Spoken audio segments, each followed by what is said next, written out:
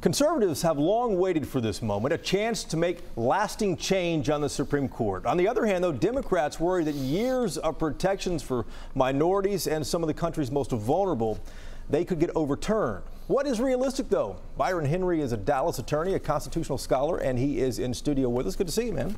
Good to be with you. Let's talk about some of the things I've been reading online. I've already seen predictions that everyone worries that Roe v. Wade will be overturned in perhaps 18 months from now. Is that realistic? Well, on the left, they're saying, of course, abortion is in the balance with this choice. And on the right, they're saying that the left has been saying this for 40 years and it's never happened. So even when there's been a majority of conservative justices on the Supreme Court. So that's going to be a political battle. But the bottom line is that the last time Roe v. Wade came up for a vote in 1992, it was a 5-4 decision. So it's not. I don't think it's exaggeration by either side that it's a close call every time it comes up. Well, let me ask you that. With a solid conservative majority, if this next justice is that solid conservative, are any historic cases in jeopardy?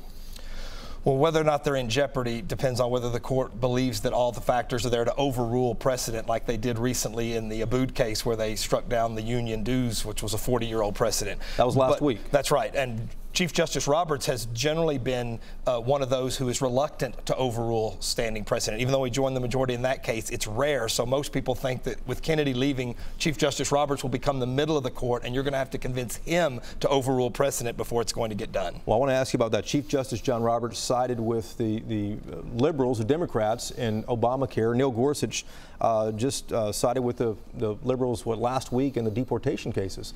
Who's a swing vote now, or are these just isolated cases? Do you think Roberts is a swing vote? Well, as Justice Kennedy used to say, he's not a swing justice. The cases are the swing. In other words, each case to Justice Kennedy was specific on its facts. But if you're looking for a swing justice, I'm not sure there's going to be one. There's going to be 5 conservatives and 5 avowedly more liberal, different view of the Constitution. But I do believe there's going to be a median justice, and that justice probably is going to be Chief Justice John Roberts, which is going to be the focus of if the right overreaches to overrule precedent or ask for more extreme interpretations or more cramped interpretations in some cases of the Constitution. I think he's the justice that most of the focus is going to be on. He might be the roadblock.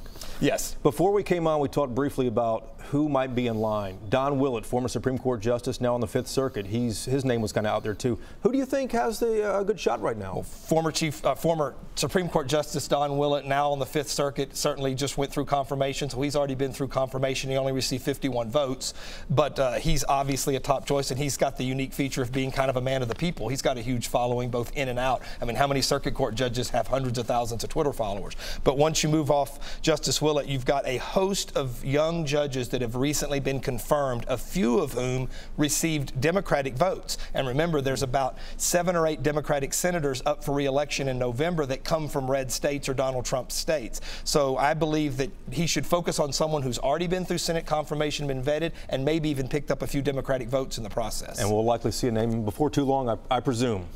Yes. We'll come back and check with you on that too. Thank you so much, Byron. Appreciate it.